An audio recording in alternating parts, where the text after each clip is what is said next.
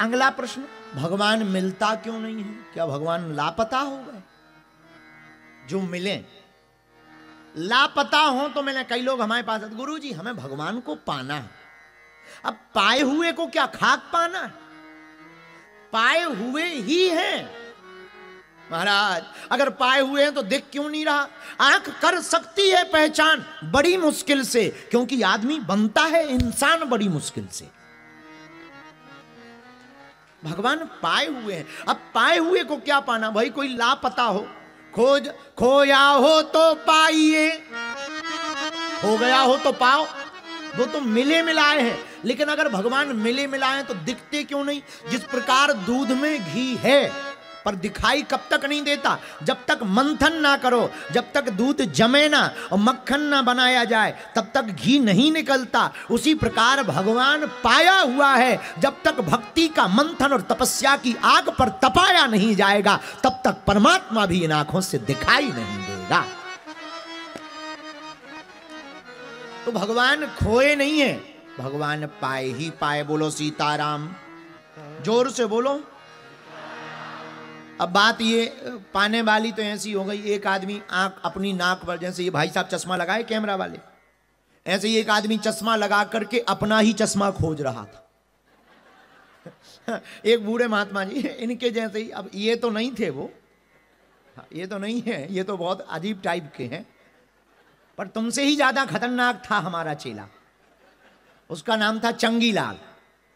हाँ, वो हमको मिला। हाँ, तो दिन भर से कपड़े फेंक रहा। हमने कहा क्या हुआ? बोले चश्मा खोज रहे। चश्मा ऐसे करके कह रहा था। हमने कहा क्या हुआ?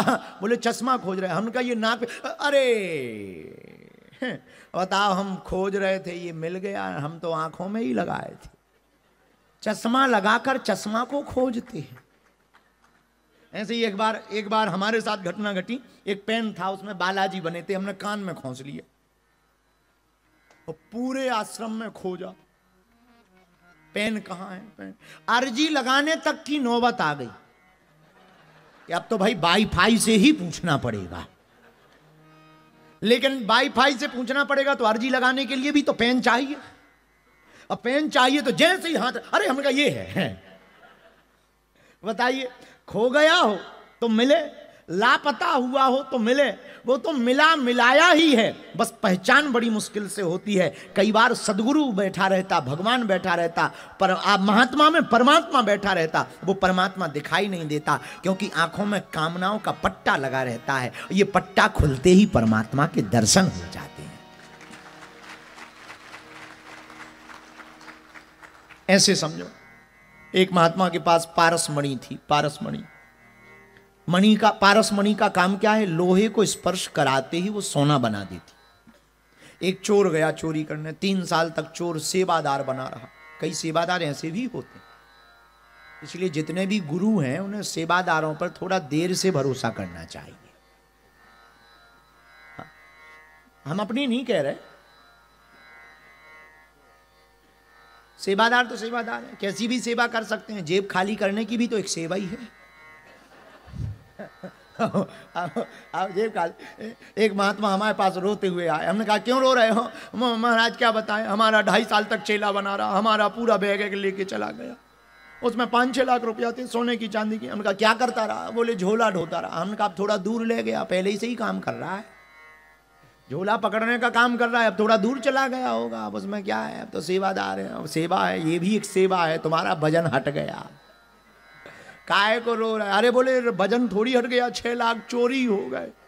हम की चोरी नहीं भाई, डकैती भाई है। इसको चोरी नहीं कहते, डकैती कहते हैं, दिन दहाड़े। चले गए तो सेवादार भी बड़े खतरनाक थे। एक महात्मा का सेवादार चोर 3 साल तक रहा। महात्मा नहाने जावे, वो पूरे में खोजे, पारस मणि मिली नहीं।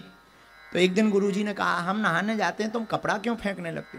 बोले गुरुजी अब क्षमा करो, अब हम आज बता ही देते हैं, दरअसल हम कोई सेवादार नहीं, चोर हैं। महात्मा बोले हमारे पास क्यों आए? चोरी करने। महात्मा बोले क्या चोरी? बोले हमने सुना पारस मणि थी आपके पास। महात्मा बोले ठीक है। चोर बोला अगर होती तो 3 साल में हम ना ले लेते। हमने सब देख मारा, कपड़े देख मारे, तिजोरी देख मारी, तुम्हारी हमने माला झोली तक खोज ली, यहां तक कि नहाने वाले कपड़े भी कि तुम नहाने ले जाते होगे वो भी तो हम ही देते हैं, देख लिया कहीं नहीं है। महात्मा बोले वो जो सामने लोहे की डिब्बी है उसमें देखा? चोर बोला लोहे की डिब्बी में वो पारसमणि नकली होगी, क्योंकि पारसमणि का काम है लोहे को स्पर्श करते ही सोना बनाना, नकली होगी। महात्मा बोले नहीं खोल के तो देखो। बोले क्या देखना, काम हो गया, झूठ बोलते हैं महात्मा होकर, झूठा प्रपंच बना रखा है आकर्षण करने के लिए, लोगों को खींचने के लिए। अरे महात्मा बोले भाई दिमाग बाद में खराब करो, खोलो तो। उसने खोला तो एक पुड़िया मिली, उसमें कपड़े में लपटी हुई एक धातु मिली, मणि मिली। ये क्या है? बोले यही तो पारसमणि है। उसने जैसे ही लोहे में स्पर्श कराया उसने सोना बना दिया। तो मणि तो थी, लोहे में ही थी, पर वो काम क्यों नहीं कर रही थी? क्योंकि कपड़े में लपड़ी हुई थी। वैसे ही परमात्मा तो है, हमारे ही अंदर है, पर दिखाई क्यों नहीं देता? क्योंकि हमारी आंखों के ऊपर माया का कपड़ा पड़ गया है। अगर ये कपड़ा हट जाएगा तो परमात्मा भी दिखाई देगा। ये कपड़ा के हटते ही भगवान दिखाई देगा, लेकिन अब कपड़ा कब हटेगा ये भी तो एक प्रश्न है। और वो कैसे हटेगा? अब भाई कोई पर्दा लगाओ तो भाई पर्दा खोल, आग लगा देंगे। एक जगह कवि सम्मेलन चल रहा था, तो एक कवि ने माइक पकड़ा, बोले इस चिलमन से ये झांके तो उस चिलमन से वो झांके। आदमी बोले वाह वाह वाह। अच्छा चिलमन को कहते हैं पर्दा, तो बोले इस पर्दे से ये झांके तो उस पर्दे से वो झांके। फिर लोग बोले वाह वाह। कवि को लगा हमारी कविता ज्यादा फेमस है, अच्छी लग रही, तो उसने फिर थोड़ा माइक ठीक किया, गला ठीक किया। अब थोड़ा जोर से बोला इस चिलमन से ये झांके तो उस चिलमन से वो झांके। पब्लिक फिर बोली वाह वाह वाह। 8-10 बार हो गया, और ये हर बार फिर गला ठीक करे थोड़ा माइक, इस चिलमन से ये झांके तो उस चिलमन से वो झांके। 80 साल का सिडनी का बुढ़ा खड़ा हुआ, बोला लगा दे आग चिलमन में, ना ये झांके ना वो झांके।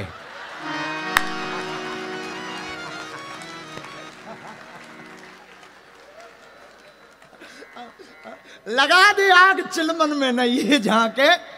जब से यहीं पे टिका हुआ है, आगे तो बढ़। तो पर्दा हो तो आग लगाएं, पर्दा हो तो हटाएं। पर ये पर्दा किसका है? माया का पर्दा है। पर ये माया का पर्दा कैसे हटेगा, बड़ा प्रश्न है। माया का पर्दा हटेगा कैसे? माया का मतलब क्या है? मां माने नहीं, या माने जो, जो नहीं है वही माया। बुरा ना मानना, तर्क बहुत ऊंचा है पर बहुत प्यारा है। आदमी कितना भी गोरा हो, परछाई हमेशा काली होती है।